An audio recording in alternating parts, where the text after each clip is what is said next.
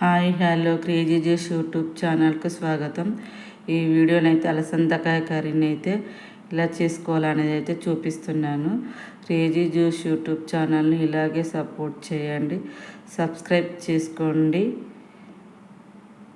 Like చేయండి. మీరు ఇచ్చే లైక్ సపోర్టివ్గా ఉంటుంది, ఎంకరేజ్మెంట్గా ఉంటుంది, మరింత షేర్ అయ్యే అవకాశం ఉంటుంది. వీడియో వంట బొబ్బర్ని అయితే వాటర్లో ఇలా కట్ చేసుకున్న వంట బొబ్బర్ని వాటర్లో 1-4 సార్లు నీళ్ళతో అలా వాష్ చేసుకోవాలి. శుభ్రం చేసుకొని ఉడకబెట్టడానికి అనువైన పాత్రలో వేసుకొని అలా నీళ్ళు పోసి స్టవ్ వెలిగించి స్టవ్ పైన పెట్టేసుకొని అలా మూత పెట్టేసుకొని ఉడికించుకోవాలన్నమాట. ఉడకడానికి అయితే కాస్త టైం పడుతుంది కదా, అప్పటిదాకా వెయిట్ చేయాలి. అలా ఉడికించుకోవాలన్నమాట. ఇలా ఉడికిందా లేదా అని అయితే చూద్దాము. పూర్తిగా ఉడికించుకోవద్దు అన్నమాట, మీడియంగా ఉడికించుకోవాలి. ఎందుకంటే వండినప్పుడు అందులో ఉడుకుతుంది కదా, అంత మెత్తగా అయిపోతుంది. 70% అయితే ఉడికించుకోవాలండి, 100% ఉడికించొద్దు. అలా ఉడికిందని వాటర్ పంపేయాలండి, దింపేసుకొని వాటర్ పంపేయాలి.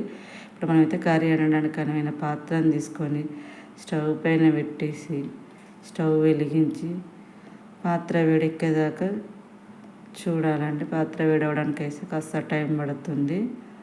ఆ టైం దాకానైతే వెయిట్ చేయాలి. అలా వేడవ్వాలన్నమాట.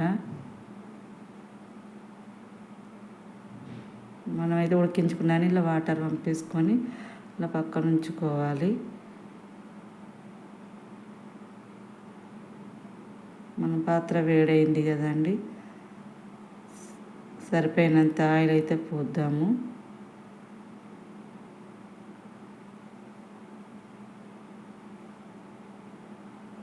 ఆయిల్ పోసుకున్న తర్వాత వేడవ్వాలి కదండి. ఆయిల్ వేడవ్వడానికి అయితే కాస్త టైం పడుతుంది.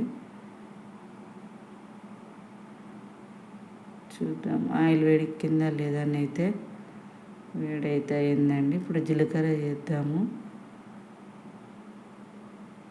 టీ స్పూన్ జీలకర్ర వేసేసుకొని అది కాస్త వేగిన తర్వాత మనం కట్ చేసి పెట్టుకున్న ఉల్లిపాయ ముక్కలు, పచ్చిమిర్చి ముక్కలు ఉంటాయి కదండి, ఒకదాని తర్వాత ఒకటైతే వేసుకుందాము.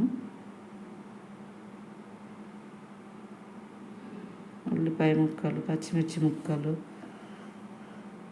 అలాగే కొత్తిమీర కూడా వేసుకుందాము. ఇప్పుడైతే కొత్తిమీర ఎక్కువగానే ఉడకట్లేదు కాబట్టి కొంచెం ఇప్పుడు వేస్తే లాస్ట్లో కర్రీ మళ్ళీ వేస్తాను అన్నమాట. ఫ్లేవర్ కోసం ఇప్పుడు వేసుకుంటే ఫ్లేవర్ బాగా వచ్చింది, కొత్తిమీర ఫ్లేవరు. అవి వేగేదాకా అలా ఒకసారి కలపెట్టేసుకొని వేగేదాకా వెయిట్ చేయాలన్నమాట. అలా వేగాలి. అలా వేగిన తర్వాత మనం ఒకసారి చూసుకొని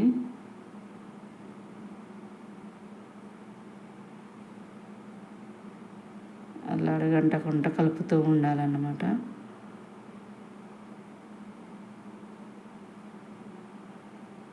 అలా వేగిన తర్వాత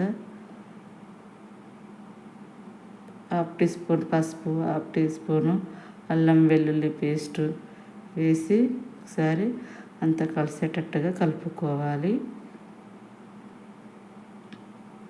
అలా కలుపుకున్న తర్వాత మనం ఉడికించి పెట్టుకున్న అలసందకాయ ఉంటుంది కదండి, వంట బొబ్బరాని అంటాము తెలంగాణలో అయితే, మా సైడ్ అయితే అవి అయితే అందులో వేసుకోవాలి. ఉడికించి పెట్టుకున్న అలసందకాయని అయితే అందులో వేసుకోవాలి. వేసుకొని కలుపుకోవాలి, అంతా కలిసేటట్టుగా కలుపుకోవాలి.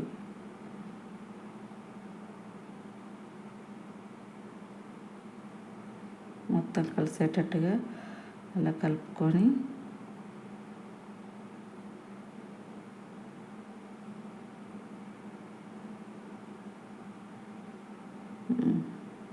అలా కలుపుకోవాలన్నమాట. కలిసేటట్టుగా అలా కలుపుకొని మూత పెట్టేసుకుందాము. మూత పెట్టేసుకొని 5 నిమిషాలు ఉడికించిన తర్వాత చూద్దాం ఇలా వచ్చిందనేది. ఇప్పుడైతే సాల్ట్ వేయాలి. సాల్ట్ వేస్తే అడగంటకుండా ఉంటుంది, తొందరగా ఉడుకుతుంది. సాల్ట్ వేసుకున్న సరిపడినంత, కొంచెం తక్కువనే వేస్తున్నాను, మళ్ళీ ఫైనల్లో వేసేద్దాము. అలా కలిసేటట్టుగా కలుపుకోవాలన్నమాట. ఉప్పు మొత్తం కలిసేటట్టుగా ఇలా కలుపుకున్న తర్వాత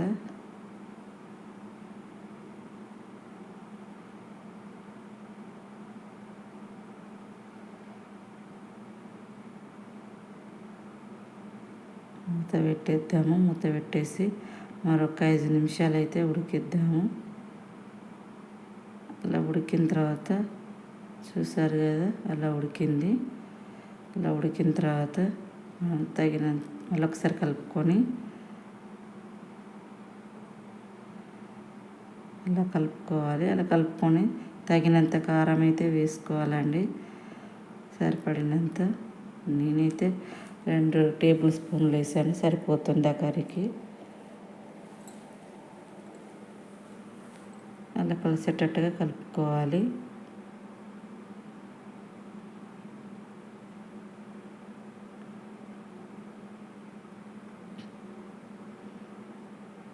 అలా కలుపుకున్న తర్వాత మూత పెట్టేద్దాము.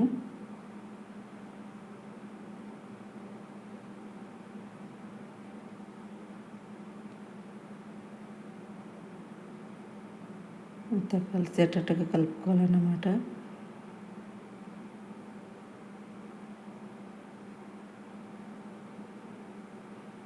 ఇలా కలుపుకొని మూత పెట్టేద్దాము. మూత పెట్టేసి మరొక 5 నిమిషాలు అయితే ఉడికిద్దాము. ఇంకేముంది, కమ్మనల సందకూర అయితే రెడీ అయిపోయింది. ఈ వీడియో అయితే మీకు తప్పకుండా నచ్చుతుంది అనుకుంటున్నాను. క్రేజీ జోష్ యూట్యూబ్ ఛానల్ని ఇలాగే సపోర్ట్ చేయండి, సబ్స్క్రైబ్ చేసుకోండి, లైక్ చేయండి, షేర్ చేయండి, కామెంట్ చేయండి. మరొక వీడియోతో మళ్ళీ కలుద్దాం. Thank you.